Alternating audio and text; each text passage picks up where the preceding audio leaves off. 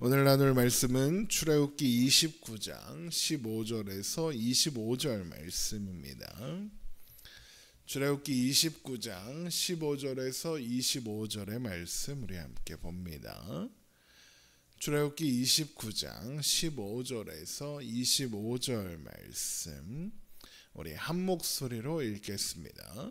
너는 또 순양 한 마리를 끌어오고 아론과 그의 아들들은 그 순양의 머리 위에 안수할지며 너는 그 순양을 잡고 그 피를 가져다가 제단 위에 주위에 뿌리고 그 순양의 각을 뜨고 그 장부와 다리는 씻어 각을 뜬 고기와 그 머리와 함께 두고 그 순양 전부를 제단 위에 불사르라. 이는 여호와께 드리는 번제요 이는 향기로운 냄새니 여호와께 드리는 화제니라. 너는 다른 순양을 택하고 아론과 그의 아들들은 그 순양의 머리 위에 안수할지며 너는 그 순양을 잡고 그것의 피를 가져다가 아론의 오른쪽 귓뿌리와 그의 아들들의 오른쪽 귓뿌리에 바르고 그 오른손 엄지와 오른발 엄지에 바르고 그 피를 제단 주위에 뿌리고 제단 위에 피와 관유를 가져다가 아론과 그의 옷과 그의 아들들과 그의 아들들의 옷에 뿌리라. 그와 그의 옷과 그의 아들들과 그의 아들들의 옷이 거룩하리라. 또 너는 그 순양의 기름과 기름진 꼬리와 그것의 내장에 덮인 기름과 간 위의 꺼풀과 두 콩팥과 그것들 위에 기름과 오른쪽 널쩍다리를 가지라. 이는 위임식의 순양이라. 또 여호와 앞에 있는 무교병 광주리에서 떡 한 개와 기름 바른 과자 한 개와 전병 한 개를 가져다가 그 전부를 아론의 손과 그의 아들들의 손에 주고 그것을 흔들어 여호와 앞에 요제를 삼을지며 너는 그것을 그들의 손에서 가져다가 제단 위에서 번제물을 더하여 불사르라. 이는 여호와 앞에 향기로운 냄새니 곧 여호와께 드리는 화제니라. 아멘. 아론과 그의 아들들을 제사장으로 위임하는 예식에 관한 위임식에 관한 말씀이 이어지고 있습니다. 아론과 그의 아들들을 회막문 앞에서 씻기고 제사장의 옷을 입은 후 또 관유를 바른 후에 숫송아지를 잡아 번제를 드린 후에 여기까지가 속죄제의 절차라고 했죠. 그 다음에는 준비한 흠없는 순양 2마리 중 1마리를 끌어다가 숫송아지에게 했던 것처럼 아론과 그의 아들들이 그 머리에 안수합니다. 출애굽기 29장 15절입니다. 너는 또 순양 1마리를 끌어오고 아론과 그의 아들들은 그 순양의 머리 위에 안수할지며. 지난 시간에 살펴본 것처럼 제물이 되는 짐승의 머리 위에 안수하는 행동은 짐승이 그러니까 제물이 되는 그 가축이 제물을 드리는 자를 대신한다라는 의미가 된다고 했습니다. 그래서 짐승을 드린다는 건 곧 자신을 하나님께 드린다는 의미가 되는 것이다라고 했죠. 그렇게 안수한 후에는 순양을 잡아 피를 제단 주위에 뿌리고 각을 떠서 장부 그러니까 내장과 다리는 씻어서 각을 뜬 고기와 또 머리와 함께 제단 위에 올려 불사르게 됩니다. 출애굽기 29장 16절입니다. 너는 그 순양을 잡고 그 피를 가져다가 제단 주위에 뿌리고 그 순양의 각을 뜨고 그 장부와 다리는 씻어 각을 뜬 고기와 그 머리와 함께 두고 그 순양 전부를 제단 위에 불사르라. 이는 여호와께 드리는 번제요 이는 향기로운 냄새니 여호와께 드리는 화제니라 입니다. 이런 절차는 앞서 송아지를 드린 속죄제와 비슷해 보이지만 중요한 차이점이 한 가지 있습니다. 그것은 바로 이 제사가 하나님께서 아론과 그의 아들들이 드린 속죄제를 받으시고 그들을 거룩한 존재로 인정하셨다는 것을 확인하는 제사라는 겁니다.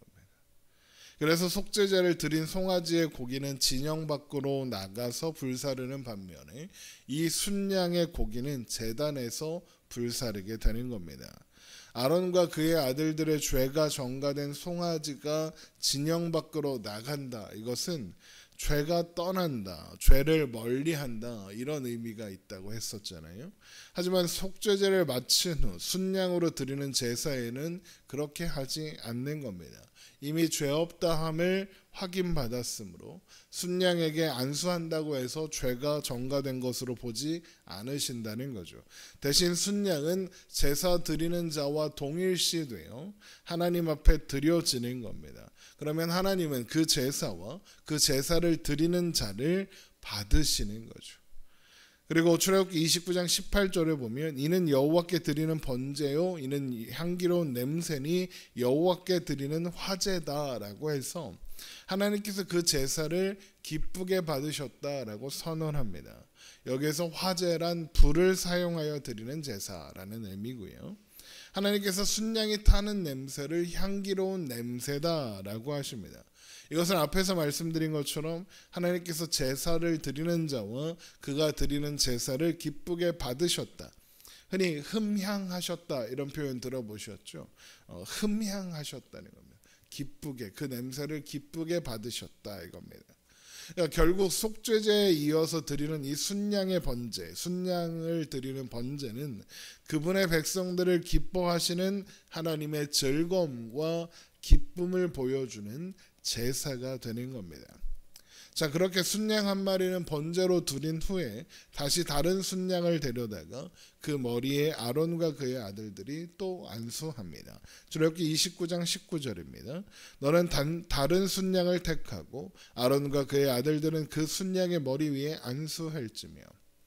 그리고 나서 그 순양을 잡아 그 피를 아론과 그의 아들들의 오른쪽 귓부리와 오른쪽 엄지, 오른발 엄지에 바른 후 남은 피는 제단 주위에 뿌리게 되죠. 출애굽기 29장 20절입니다. 너는 그 순양을 잡고 그것의 피를 가져다가 아론의 오른쪽 귓부리와 그의 아들들의 오른쪽 귓부리에 바르고 그 오른손 엄지와 오른발 엄지에 바르고 그 피를 제단 주위에 뿌리고. 여기에서 피가 오른쪽 귓불이, 오른손 엄지, 오른발 엄지에 바르는 것은 피부병에, 나병에 걸렸던 사람이 치유되고 깨끗해졌을 때 정하게 하는 과정에서 사용하는 방법과 같습니다. 레위기 14장을 보면 나병 환자가, 그러니까 피부병 환자가 피부병이 나아 정결하게 되는 날 드리는 속건제라는 속건제에 관한 말씀이 기록되어 있는데, 바로 이 속건제의 예식 중에 하나가 속건 제물의 피를 정결함을 받은 자, 정결하다고 인정을 받게 될 사람의 오른쪽 귓부리와 오른손 엄지, 오른발 엄지에 바르는 순서가 있는 겁니다. 레위기 14장 25절을 제가 읽어드리겠습니다. 속건제의 어린 양을 잡아서 제사장은 그 속건제물의 피를 가져다가 정결함을 받을 자의 오른쪽 귓부리와 오른쪽 엄지손가락과 오른쪽 엄지발가락에 바를 것이요, 이렇게 되어 있습니다. 이것은 오른쪽 귓부리, 오른손 엄지, 오른발 엄지에 피를 바르는 이 행위에 그 사람이 어떤 상태에서 이전과는 다른 상태로, 그러니까 부정했던 상태에서 정결한 상태로 바뀌었다라는 의미가 담겨 있는 겁니다. 그러면 제사장에게 이 예식을 동일하게 행한다는 것은 어떤 뜻이겠습니까?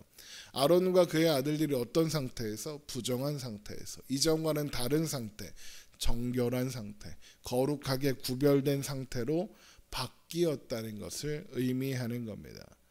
그저 한 사람의 백성이었던 상태에서 하나님을 섬기는 제사장으로 바뀌었고, 하나님 앞에 온전히 거룩하게 구별되는 존재가 되었다라는 겁니다.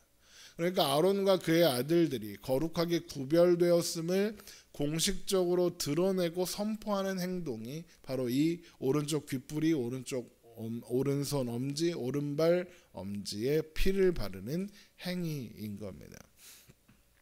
또한 그래서 이 예식 다음에 제단 위에 피와 관유를 가져다가 아론과 그의 아들들의 옷에 뿌리라고 하시면서, 그렇게 하면 아론과 그의 아들들 그리고 그들의 옷이 거룩하리라 라고 말씀하시는 겁니다. 출애굽기 29장 21절입니다. 제단 위에 피와 관유를 가져다가 아론과 그의 옷과 그의 아들들과 그의 아들들의 옷에 뿌리라. 그와 그의 옷과 그의 아들들과 그의 아들들의 옷이 거룩하리라. 거룩해졌다라고 선언하시는 거죠. 이러한 예식을 마친 후에 모세가 순양의 기름과 기름진 꼬리와 내장과 기름과 오른쪽 넙적다리를 취하게 되는데, 출애굽기 29장 22절입니다. 또 너는 그 순양의 기름과 기름진 꼬리와 그것에 내장 덮인 기름과 간 위에 꺼풀과 두 콩팥과 그것들 위에 기름과 오른쪽 널쩍다리를 가지라. 이는 위임식의 순양이라. 이렇게 모세가 취한 이것은 미리 준비했던 무교병 광주리에서 떡 한 개, 기름 바른 과자 한 개, 전병 한 개와 함께 아론과 그의 아들들이 손에 들고 흔들어서 하나님 앞에 요제를 드린 후에 그것들과 함께 불살라 드립니다. 출애굽기 29장 23절입니다. 또 여호와 앞에 있는 무교병 광주리에서 떡 한 개와 기름 바른 과자 한 개와 전병 한 개를 가져다가 그 전부를 아론의 손과 그의 아들들의 손에 주고 그것을 흔들어 여호와 앞에 요제를 삼을지며 너는 그것을 그들의 손에서 가져다가 제단 위에서 번제물을 더하여 불사르라. 이는 여호와 앞에 향기로운 냄새니 곧 여호와께 드리는 화제니라. 출애굽기 12장에서 확인했었던 것처럼 무교병이라는 것은 인간의 수고가 더해지지 않은 떡이고, 이것은 모든 것이 하나님의 은혜임을 고백하는 상징적 의미가 있다라고 했습니다. 그리고 이것을 제사장들이 하나님 앞에 구별되었다는 것을 확인한 순양의 일부와 함께 번제로 드리게 되는 거죠. 그렇다면 이게 무슨 의미겠습니까? 제사장이 제사장 되는 것은 무교병에 담겨있는 의미처럼 사람의 수고가 전혀 포함되지 않았다. 제사장이 거룩하게 구별되어 하나님 앞에 설 수 있는 것은 그들이 자격이 있거나 어떤 조건을 갖추었거나 어떤 노력을 해서 무언가 이루어냈기 때문이 아니라 하나님께서 그들에게 은혜를 베푸신 결과다라는 것을 보여주는 겁니다. 그래서 출애굽기 29장 25절에도 이는 여호와 앞에 향기로운 냄새니 곧 여호와께 드리는 화제니라라고 선언하시는 겁니다. 또한 그래서 무교병을 흔들어서 드리는 제사, 요제라고 하는데 요제로 드리라고 하는 겁니다. 이 요제는 제사장이 제단 앞에서 제물을 흔들어 드린다, 이런 의미로 제물을 높이 들고 위아래 좌우로 흔들면서 뒤로 물러납니다. 이 행동 자체가 무엇을 의미하냐? 이 모든 것이 하나님의 은혜이며 이 모든 일을 통해 영광 받으실 분은 오직 하나님이며 사람은 뒤로 물러날 수밖에 없다라는 것을 보여주는 고백이고, 오직 하나님만이 영광 받으셔야 한다는 의미이기 때문입니다. 그래서 뒤로 물러나며 흔드는 겁니다. 나는 물러나고 오직 하나님만 영광 받으셔야 합니다 라는 고백이니까요. 결국 제사장 위임식 중반부입니다.